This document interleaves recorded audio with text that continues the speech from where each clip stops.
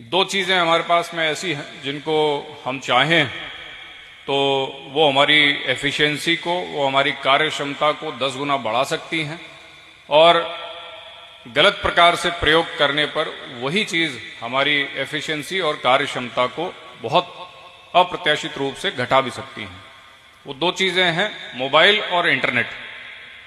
अगर इन दो चीजों को आप सही तरीके से प्रोडक्टिव रूप में इस्तेमाल करते हैं, उदाहरण के तौर पे छोटे बच्चे हैं, आपको क्लास में आपने कोई टॉपिक पढ़ा, नहीं समझ में आया, आपने जाकर के उसको यूट्यूब पे सर्च किया, आपको कोई एक अच्छा विद इन्फोग्राफिक्स एक वीडियो मिला जिसमें एनिमेशन के थ्रू आपको वो टॉपिक समझाया गया और आपने समझ लिया।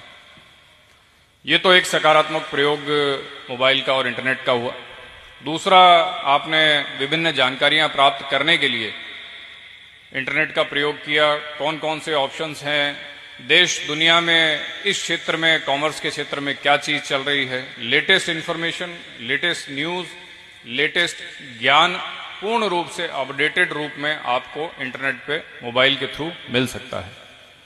वहीं दूसरी ओर इसी चीज को अगर नकारात्मक तरीके से प्रयोग लिया जाए, जो कि आमतौर पे आजकल देखने को मिलता है कि 2 GB का रिचार्ज कराए और दिन भर रील चल रही है, तो उसमें मैं मानता हूं कि समय के वेस्टेज के अलावा कोई ज्यादा सार्थक चीज वो नहीं है।